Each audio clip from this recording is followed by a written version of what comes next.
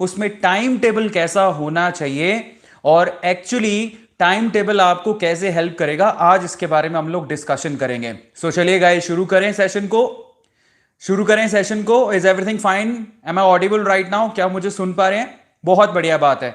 सो चलिए, first of all तो होता कुछ यूं है बच्चों, हम लोग टारगेट बनाते हैं, नीट में रैंक चाहिए, जेई में रैंक चाहिए, बोर्ड में मुझे बहुत अच्छा परफॉर्म करना है, या फिर मुझे इंडिया में ऑल इंडिया रैंक 1 बनाना है, अपने बोर्ड एग्जाम में टॉप करना है अपने स्टेट में। हम लोग उसके लिए ना टाइम टेबल बना तो लेते हैं, अपने अकॉर्डिंग टाइम टेबल सेट कर लेते हैं, लेकिन कुछ ही दिनों में हम थक हार जाते हैं, हमसे फॉलो नहीं हो पाता। ये बहुत लोगों के साथ होता है, यस और नो? कुछ ही दिनों में हम थक हार जाते हैं और हमसे नहीं हो पाता। सही बात है या गलत बात है? प्लीज आप मुझे बताइए, क्या ये सही है या गलत है? आप लोगों के साथ भी ऐसा होता होगा, है ना? मोस्ट ऑफ द टाइम हमारे साथ प्रॉब्लम होती है, हम उसको फॉलो ही नहीं कर पाते। बनाते हैं टाइम टेबल, सुंदर सा अच्छा सा पेज लेते हैं, उस पर पेन से लिखते हैं, हाँ मैं इतने बजे उठूंगा और बस इतने बजे ब्रश करूंगा, इतने बजे पोटी वोटी करूंगा, फ्रेश हो जाऊंगा और उसके बाद मैं पढ़ूंगा। 2-3 दिन बाद, कई लोग तो 2-3 दिन में ही ढेर हो जाते हैं, कई लोग तो 2-3 दिन में ही ढेर हो जाते हैं, और कई लोग एटलीस्ट थोड़ा सा प्रैक्टिस करते हैं, महीने भर चलाते हैं, उसके बाद टाइम टाइम फुस फुस। प्रॉब्लम यह है कि हम अच्छे से टाइम टेबल बना ही नहीं पाते। सो आज मैं आप लोगों को टाइम टेबल बनाने की कैसी और उसको फॉलो करने का ऐसा तरीका बताऊंगा जो कि एक्चुअली टॉपर्स इस्तेमाल करते हैं। So are you guys ready?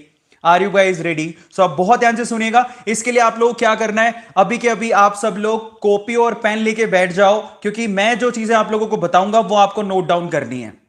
मैं जो चीजें बताऊंगा वो आप लोगों को नोट डाउन करनी है। 700 बच्चे अभी देख रहे हैं, मैं आप सबसे कहता हूं कि कॉपी और पेन लेके बैठ जाओ। जो मैं चीजें आप लोगों को बताऊंगा वो आप लोगों को नोट डाउन करनी है, क्योंकि जितनी भी चीजें हैं, एक टॉपर जिस तरह से, और एक्चुअली मैंने वो आपको बता देता हूं, किसी टॉपर से ही उसका टाइम टेबल मैंने लिया है। सो आज मैं आपको टॉपर का टाइम टेबल बताने वाला हूं। सो आप लोग बहुत ध्यान से सुनिएगा, ठीक है? सबसे पहला तो क्वेश्चन ये आता है कि मैं इस वीडियो में क्या बताऊंगा। बहुत बढ़िया, टाइम टेबल कि किस तरह से हम लोग टाइम टेबल बनाएं। हमारे साथ सबसे बड़ी प्रॉब्लम आती है, उसको फॉलो नहीं कर पाते। उसका भी मैं आप लोगों को जवाब दूंगा, जो लोग नए हैं वो ध्यान से सुन लीजिए। लेकिन सबसे पहला सवाल ये कि भैया हम टाइम टेबल बनाते क्यों हैं? हम लोग टाइम टेबल बनाते क्यों हैं, उसका मैं लॉजिक आपको क्लियर करता हूं कि टाइम टेबल बनाने से सबसे बड़ा फायदा क्या होता है। जब आप टाइम टेबल बनाते हो महीने भर का, जिसको आप फॉलो करते हो, तो उससे सबसे बड़ा बेनिफिट आपको यह होता है कि आप अपने स्टडी को क्रॉस चेक कर सकते हो कि आपकी स्टडी में प्रोग्रेस कितनी है, किस सब्जेक्ट में आप कैसा कर रहे हो, कितना कर रहे हो, उसका आपको अंदाजा रहता है।